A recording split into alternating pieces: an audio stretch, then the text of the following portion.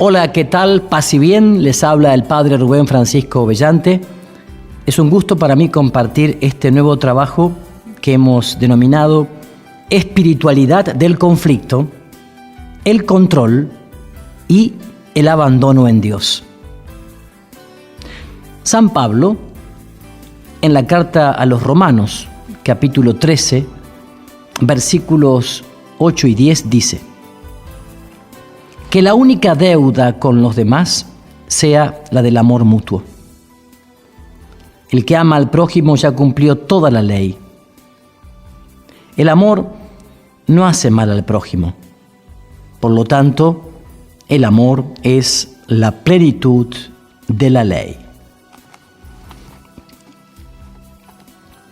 Jesús tiene una hermosa comunicación con la gente, llena de parábolas, imágenes y ternura, pero cada tanto nos conmueve con actitudes y tonos de claridad meridiana tajantes y un poquito agresivos a veces.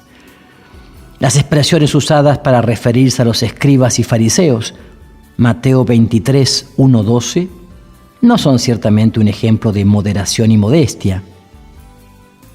Las reacciones no se hicieron esperar y terminó en un enfrentamiento que le costó la vida. Por otra parte, es por todos conocido que a nivel histórico es pensable que esta imagen evangélica sobre ese grupo de personas no se corresponda exactamente con la realidad. Incluso hay indicios serios de que se trataba de, entre comillas, buena gente. O sea, religiosos con principios morales importantes, ubicación social destacada y reconocimiento popular cierto. O sea, gente muy parecida a nosotros.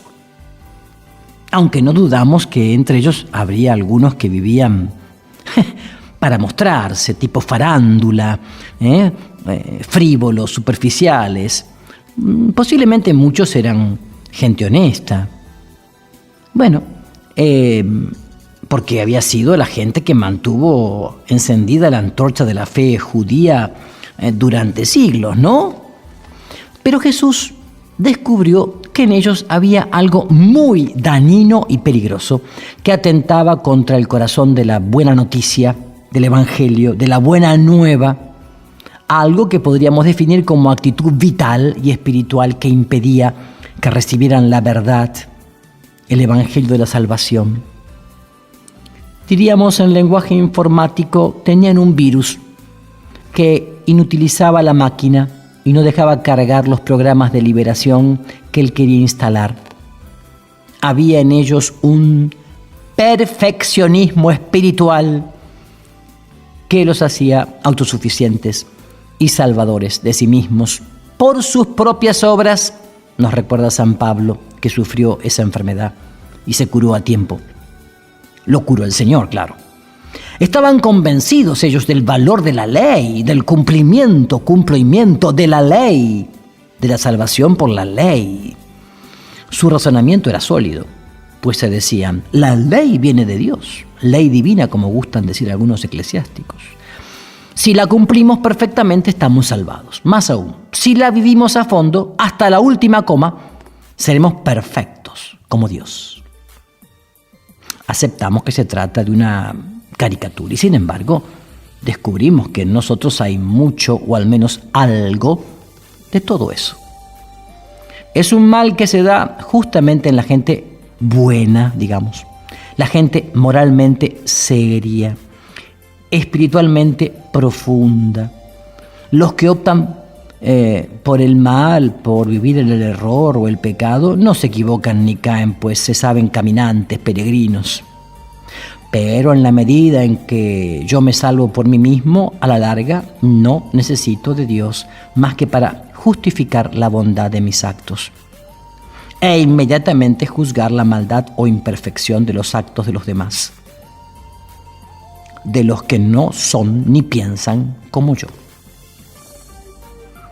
San Pablo dice en la carta a los Romanos, capítulo 2, versículos del 17 al 21, pero tú que te precias de ser judío Tú que te apoyas en la ley y te glorías en Dios. Tú que dices conocer su voluntad e instruido por la ley pretendes discernirlo mejor, presumiendo ser guía de ciegos y luz para los que andan en tinieblas. Tú que instruyes a los ignorantes y eres maestro de los simples. ¿Por qué tienes en la ley la norma de la ciencia y la verdad?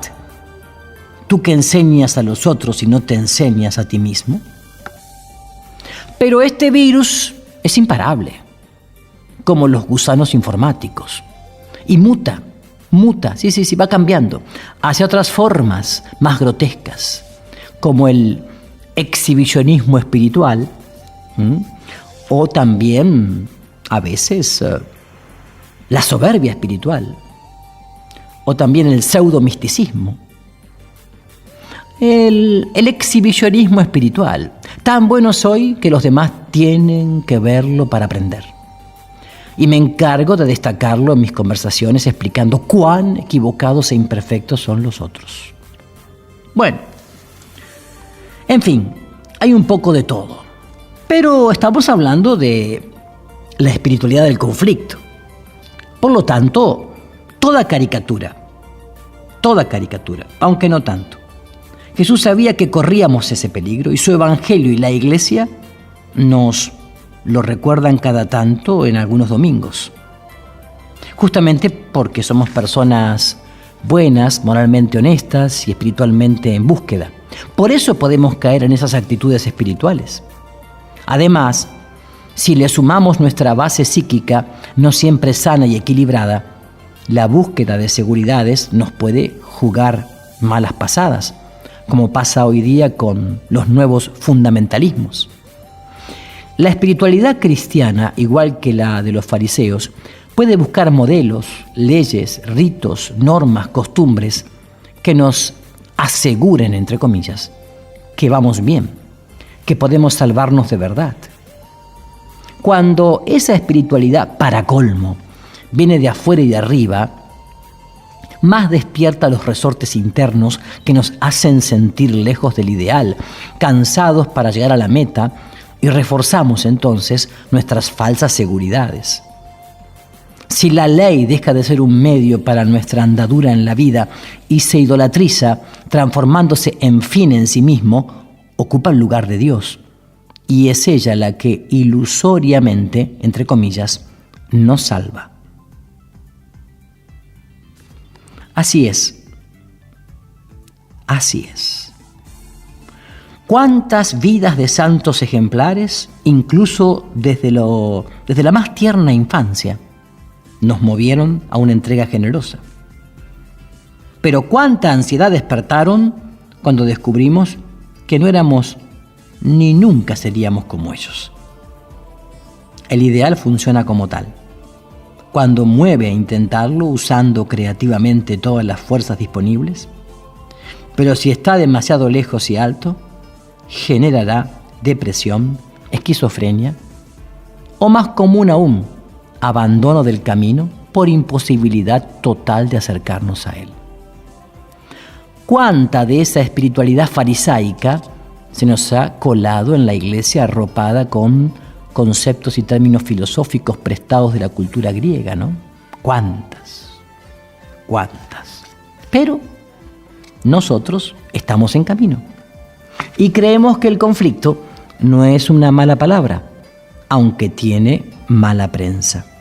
Pero no importa, lo veremos después, porque estamos hablando de la espiritualidad del conflicto.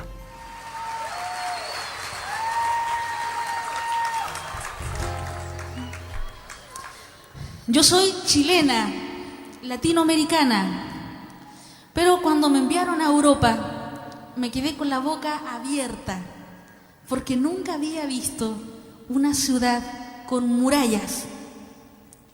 ¿Ustedes han visto alguna vez una ciudad con murallas? En Colombia sí la hay, pero en Chile no había. Y descubrí un salmo. Ahora entiendo, el personaje que daba vuelta a la muralla y que no tenía que dormirse, el centinela. Y el salmo dice: mi guardián no duerme. Hasta el mejor guardián a las 3 de la mañana se pega una cabezadita, ¿verdad? Hasta el mejor guardián a las 3 de la mañana, que es la hora tope, 3:30, se duerme. Pero tu guardián no duerme. Solamente durmió el Señor el Viernes Santo y el Sábado Santo, pero está vivo.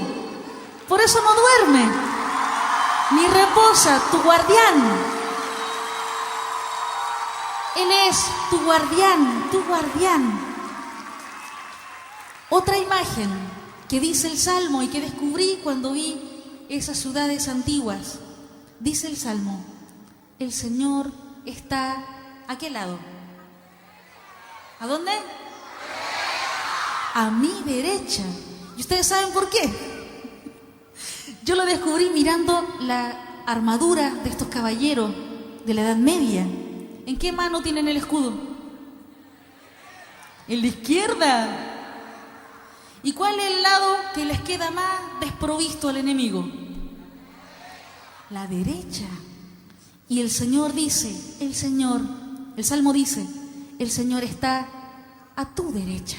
Tú te puedes proteger con un montón de escudos, pero siempre va a haber un lado flaco donde el demonio, este mundo y sus mentiras te tienden, te hagan caer, te ataquen. Pero el Señor resucitado está a tu derecha.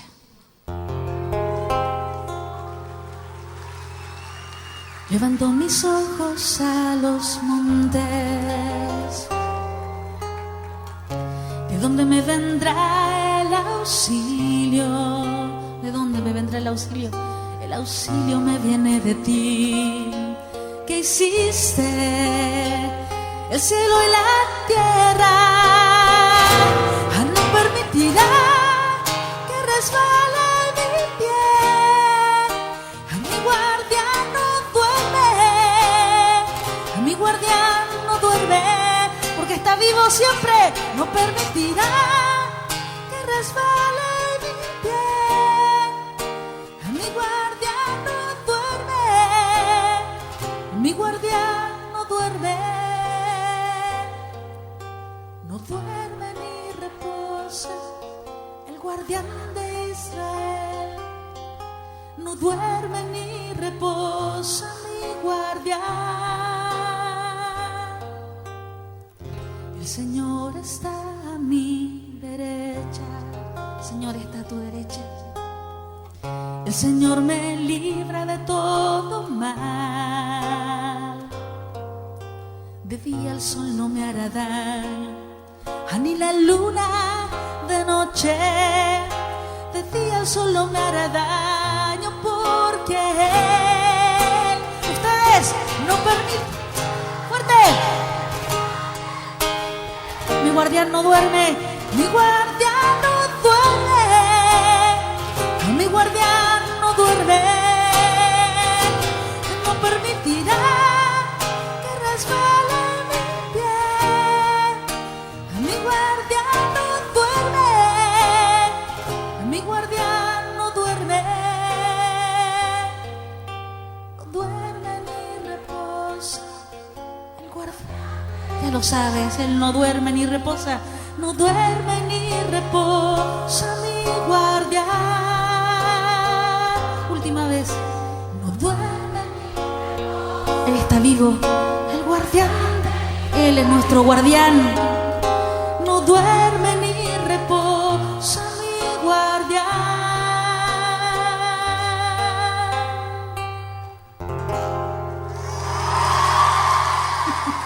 Muchas gracias. Sí, la experiencia viva demuestra que el modelo espiritual de un paraíso en la tierra no es en absoluto viable. Ni siquiera parece deseable una propuesta espiritual de corte oriental que promueva como meta la ataraxia o la inmutabilidad de carácter estoico o el nirvana como estado de alejamiento total del sufrimiento. No parece ser ese el camino propuesto por Jesús para evitar el peligro farisaico de una espiritualidad exterior, modélica, extrínseca y no. que puede degenerar en muchas posturas inhumanas y antihumanas, ¿no? Sin embargo, reconozcamos que entre los cristianos muchas veces el conflicto no ha tenido buena prensa, ni ha sido bien visto a nivel moral y espiritual. Claro. ¿Cuáles son, en esos mismos ámbitos eclesiales, los modos de resolución de los conflictos? Nos falta, como iglesia, un pensamiento, diría, sobre el conflicto, o del conflicto. Generalmente nos aproximamos a él solo desde categorías religiosas, viéndolo como consecuencia y expresión del pecado, la debilidad o el egoísmo. Pero a la hora de resolverlo, o lo tapamos y lo postergamos, o lo eliminamos junto con los que consideramos sus portadores o responsables. Incluso nos cuesta identificar los distintos tipos de conflicto y los distintos modos de absorberlos según su origen y su mecánica, como si todo fuera malo y necesariamente de signo negativo. La experiencia del Evangelio muestra más bien un andar espiritual en medio de duros escollos y dificultades.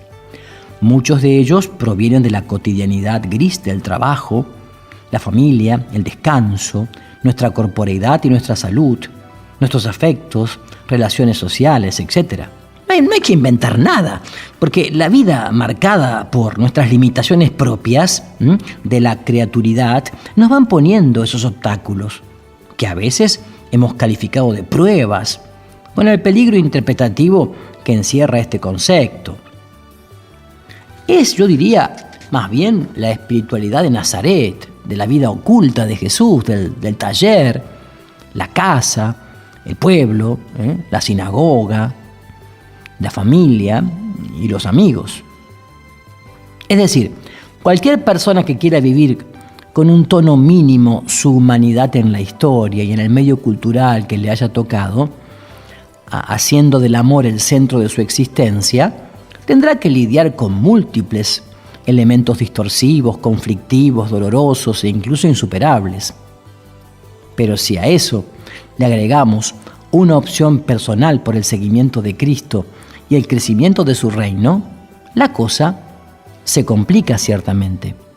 Optar por el amor a los demás, siempre y de la mejor manera posible, optar por el reino de justicia, paz y solidaridad como estructuras básicas, optar por la liberación de nuestros hermanos que sufren, especialmente el abandono, la exclusión y la pobreza deshumanizante, optar por una vida con mucho sentido, abierta a la trascendencia, que se plasma en un compromiso por la historia. Optar, optar, optar. Trae consigo muchos dolores, persecuciones, cruz y tal vez la muerte.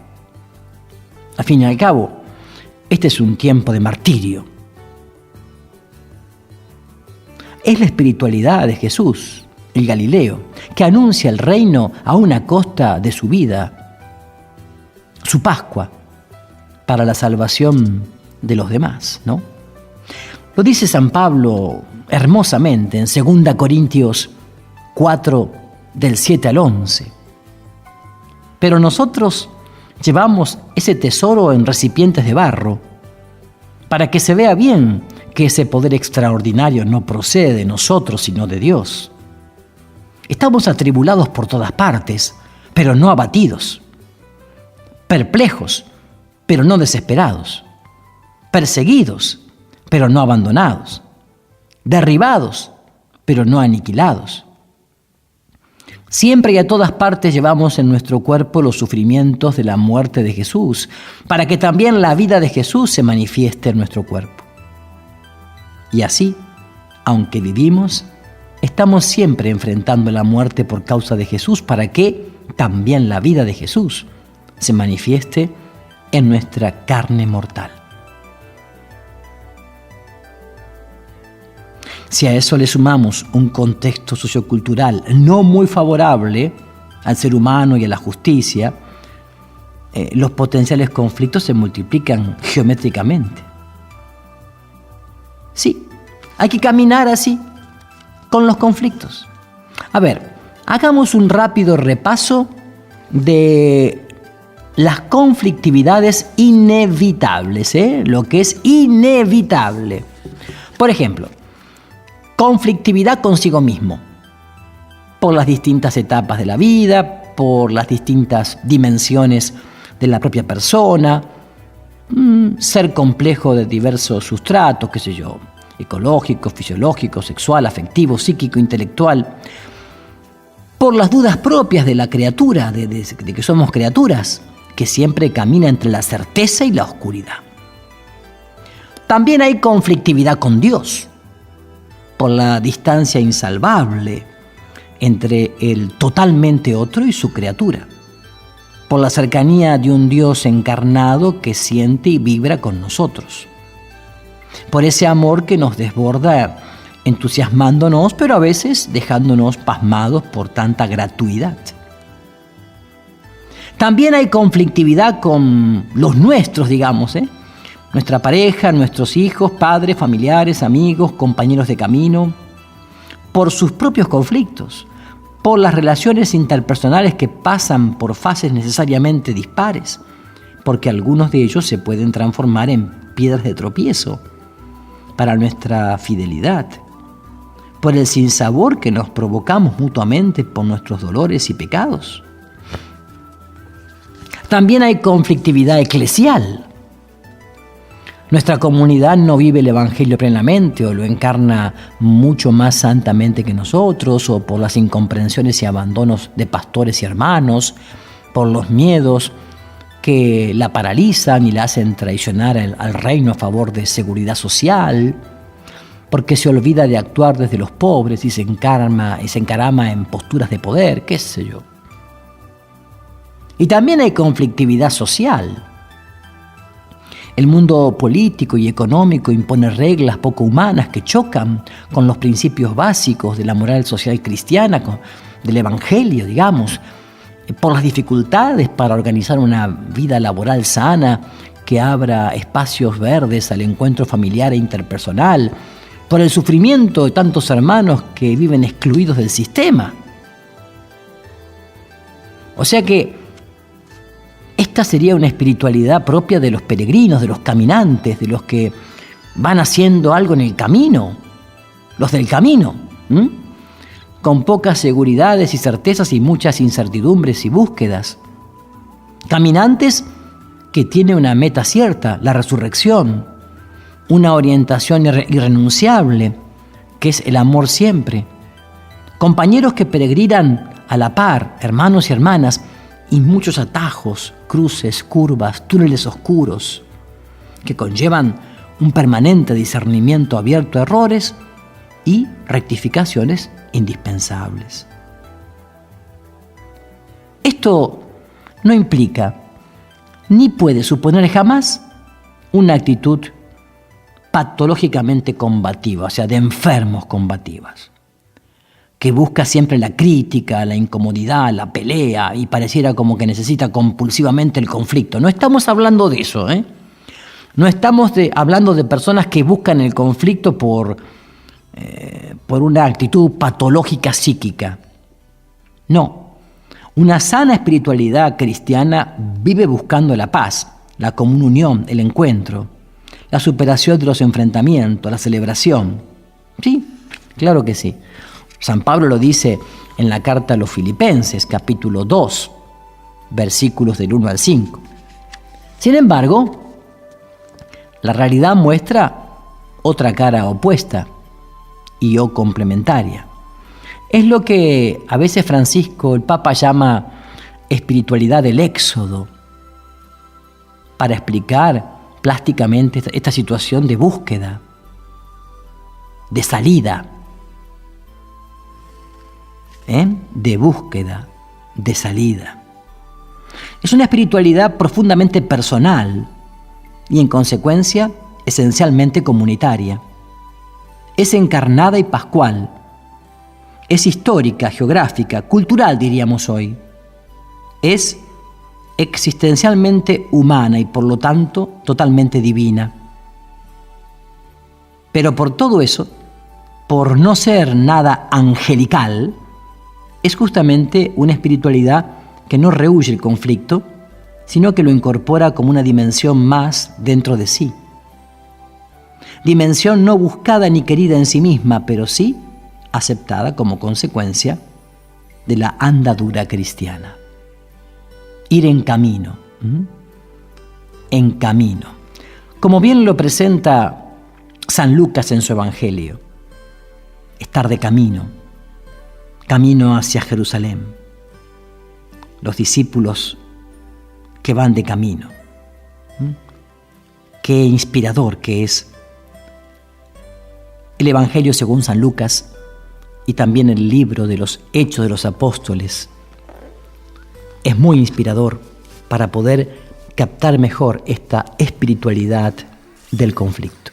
Hay muchos discípulos de Jesús, muchos, de muchas denominaciones, pero ¿saben qué? Solo son discípulos de Jesús, amados, los que reciben a María en su casa. Si quieres ser no un simple discípulo, sino un discípulo amado como Juan, tienes que acoger ¿a quién? A María en tu casa. Si quiero ser discípulo amado, tengo que acoger a María en mi casa.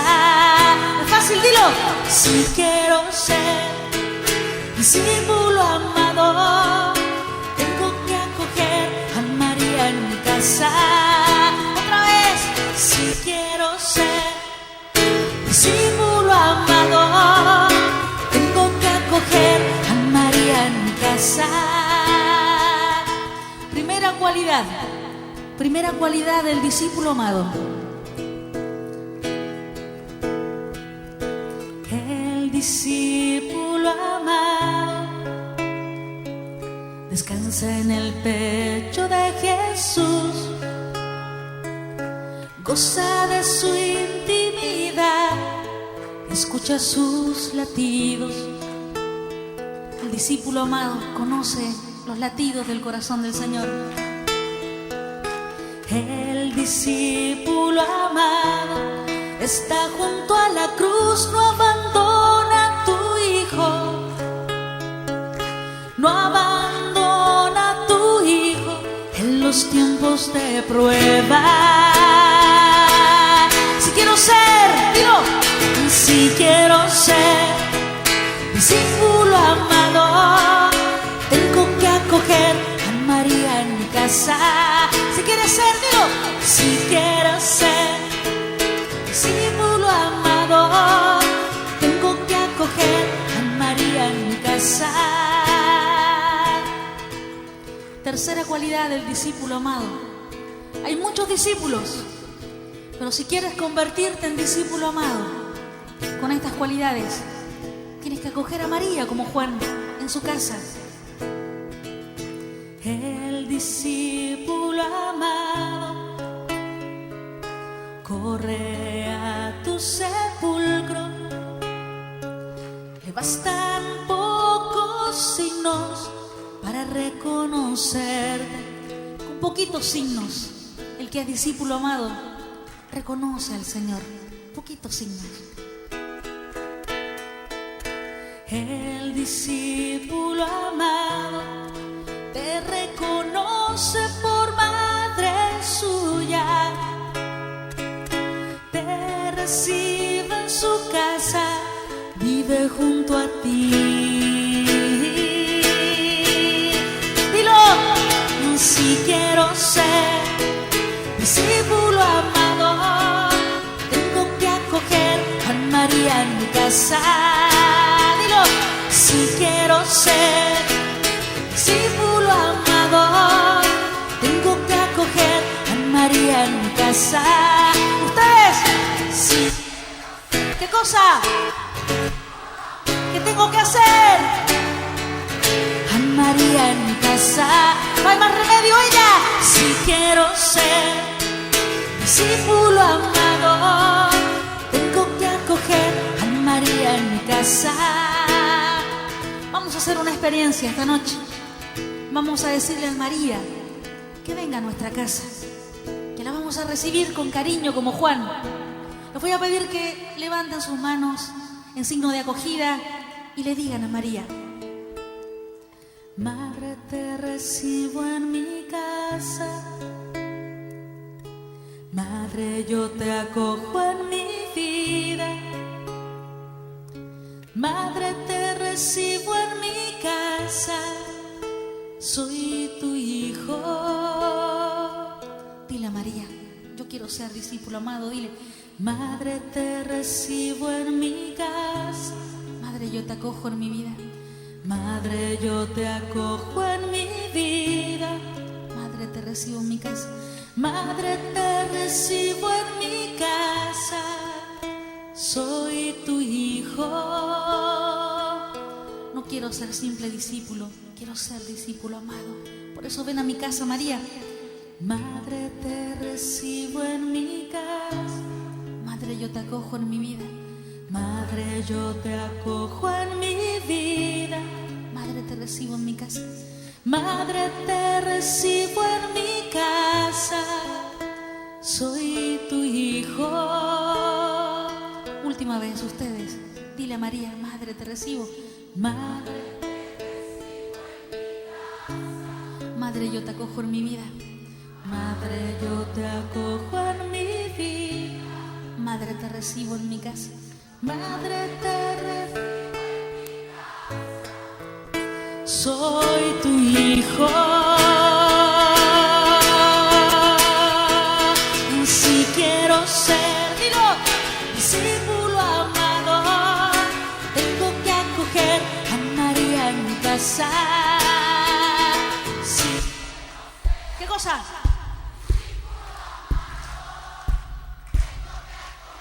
A María en mi casa. ¿Suena bien esto? Si quiero ser, ¿qué cosa? Discípulo amado, tengo que acoger a María en mi casa. Última vez. Si quiero ser discípulo amado, tengo que acoger a María en mi casa.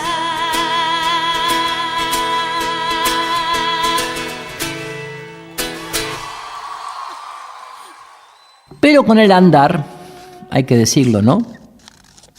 Con el andar, el conflicto cansa, desgasta, desanima y a algunos los desmorona. Por otra parte, el conflicto que no se resuelve tiende a enquistarse o a expandirse. Es decir, se vuelve un agujero negro que polariza todas las energías y acciones y o tiende a contaminar otras áreas de la vida. Por ejemplo, ¿no? Un conflicto mal resuelto que no encuentra respuestas ni lugar en la espiritualidad personal. Si el foco empieza en el mundo laboral, tanto por falta de reconocimiento y o espacio o por miedos o fantasmas a lo que puede pasar, normalmente encuentra campo propicio de expansión explosiva en el núcleo familiar, claro. Y tal vez en la propia comunidad eclesial, que por ser más comprensiva y contenedora, funciona como válvula de escape. Pero igualmente, conflictos matrimoniales no resueltos o grandes preocupaciones con algún hijo pueden buscar salida en alguna somatización, sí, enfermedad, o en la lucha por el poder de las llaves de la sacristía, en el caso de la comunidad. O un conflicto de tipo psicoexistencial reprimido y tapado se expresará a través de un despótico ejercicio del poder en cualquier institución o de una vida sexo-genital totalmente descarrilada. Resumiendo, si las diversas dimensiones personales no tienen su lugar para expresarse espiritualmente, es decir, no pueden ser asumidas por el propio proyecto vital movido por el espíritu, buscarán otros sectores donde desatar su furia. En estos casos, la espiritualidad, en lugar de ser fuerza integradora se convierte en tapa de presión y represión, al no admitir conscientemente la posibilidad de sufrir ese encontronazo interior. Incluso a veces la pseudoespiritualidad puede funcionar como refuerzo patológico, aumentando la angustia y el dolor. Una espiritualidad rígida, perfeccionista, farisaica, negadora, funciona entonces como un obstáculo para el crecimiento. En su vertiente psicótica, o sea, más inconsciente, generará enfermedad y daño hacia uno mismo o hacia quienes nos rodean. En su vertiente neurótica, más o menos consciente, buscará el control del conflicto, inaceptable para el esquema espiritual que se ha introyectado como ideal de vida cristiana, ¿no? La palabra mágica control pasa así a estar en el centro de la escena existencial en cualquiera de los niveles antes mencionados. Buscaremos controlar nuestros impulsos más primarios, nuestros sentimientos más desagradables, nuestras zonas más perversas, nuestras conductas sociales peor vistas por nuestro entorno, o lo que creemos que el entorno vigila en nosotros. Nuestras relaciones interpersonales que nos generan más ira, nuestras expresiones religiosas para que en forma y contenido vayan de acuerdo con lo establecido, o al menos con lo deseable, o peor todavía, con lo esperable. Control mental, que estuvo de moda en un tiempo, pero más todavía control desde las tripas, llenas de bronca, mal digerida, o con el corazón apretado, lleno de tristezas, o con los músculos contracturados de una espalda vencida, o con la mente imparable que no encuentra palabras para decirse ni manos para abrirse, o con acciones perfectamente realizadas sin espíritu ni vida, o con oraciones y ritos sin calor ni color.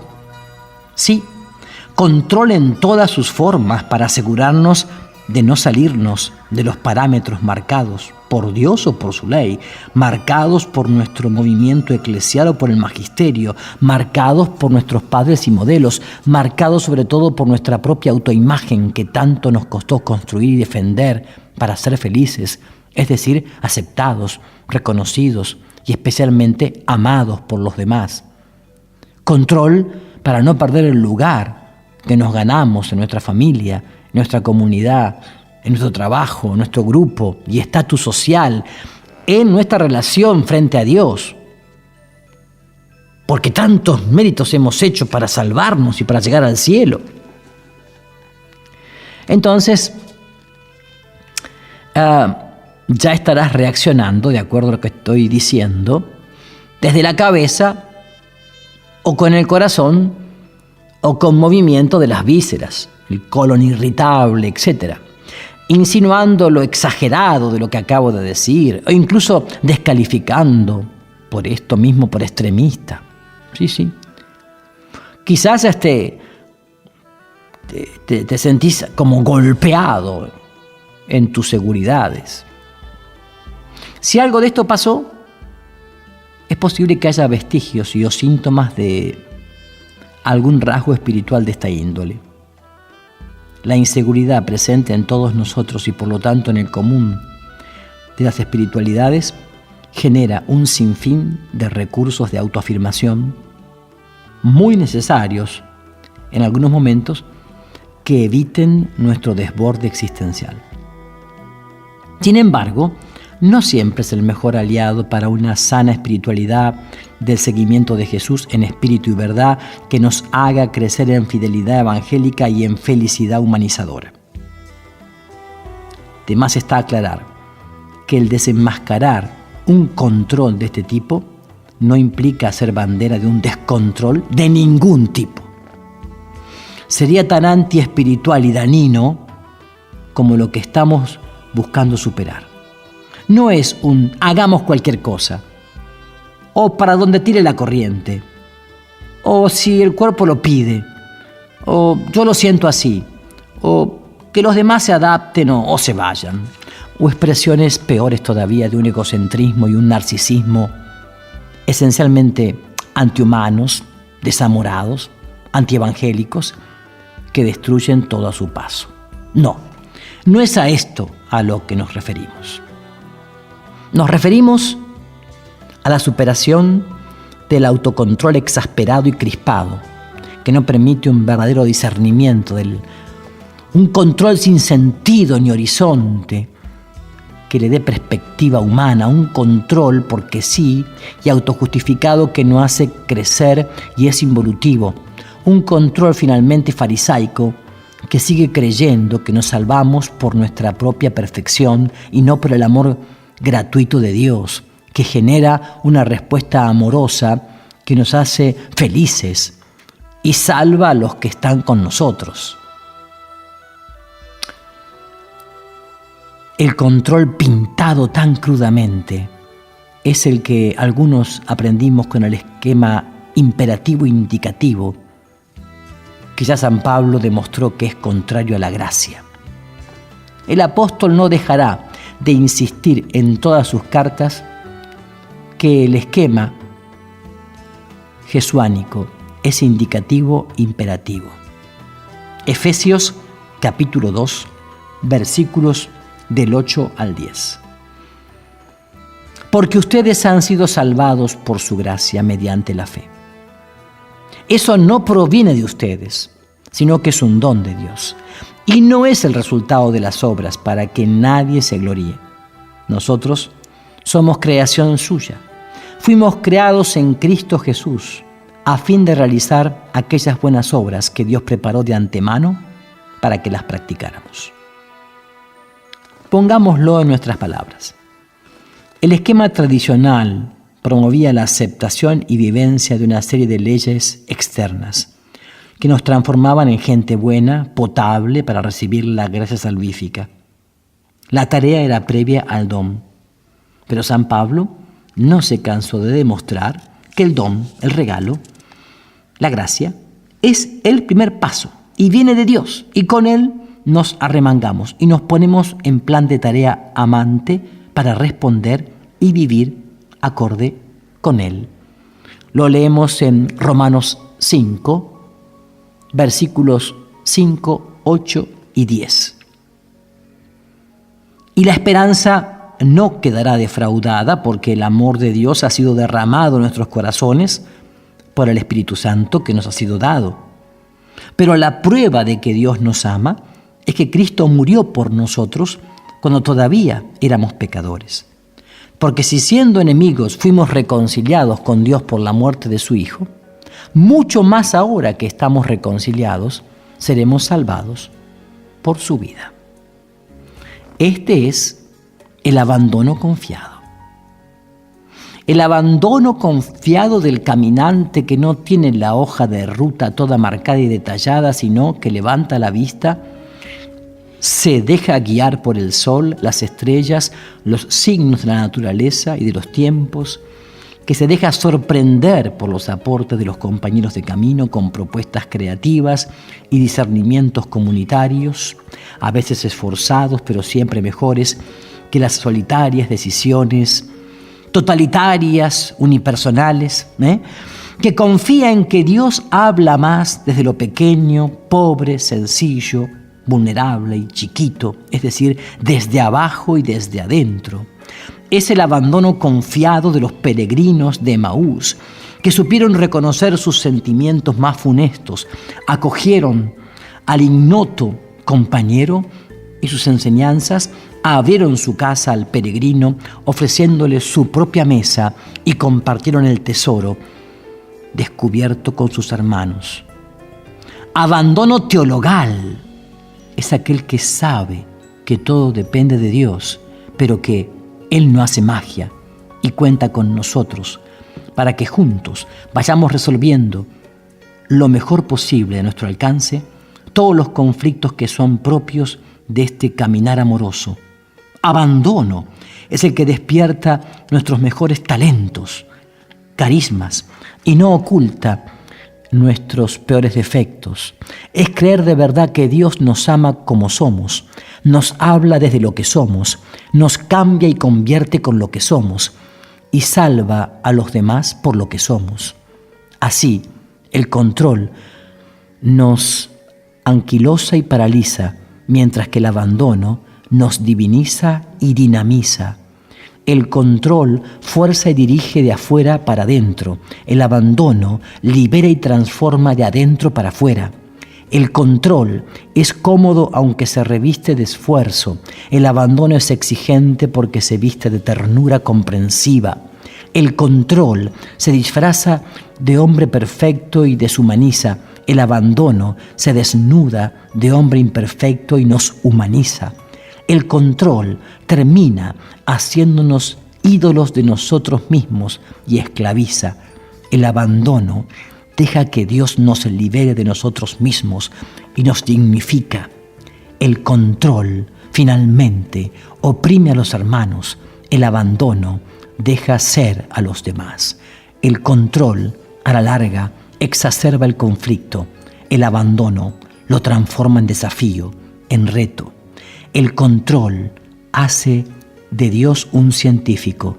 El abandono lo deja ser a Dios un artista. Y allí tenemos la espiritualidad del conflicto, el control y el abandono en Dios. Que María, la mujer libre que supo poner sus manos en Dios, con abandono y confianza, encarnando su disposición en la historia concreta que le tocó vivir, interceda por nosotros. Que a través de ella te bendiga el Señor, en el nombre del Padre, del Hijo y del Espíritu Santo. Amén. Paz y bien para todos ustedes.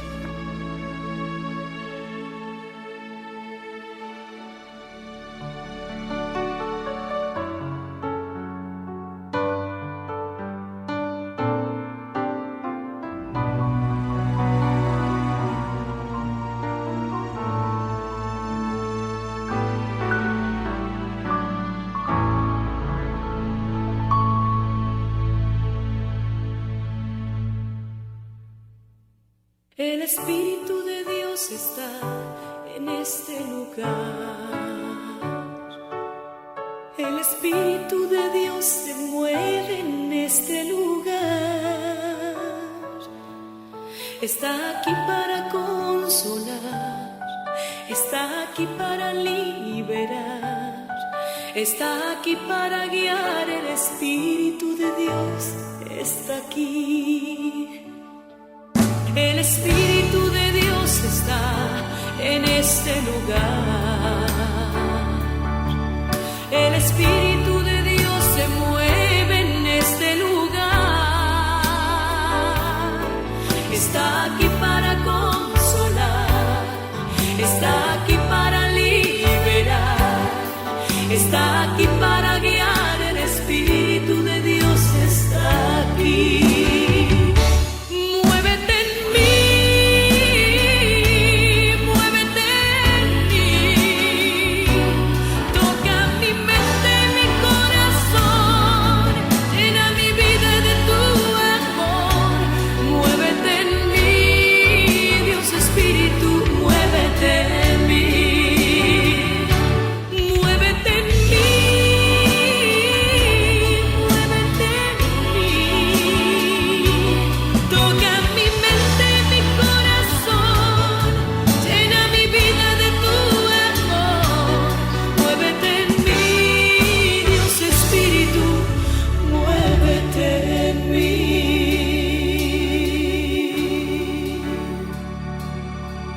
El Espíritu de Dios está en este lugar. En este lugar.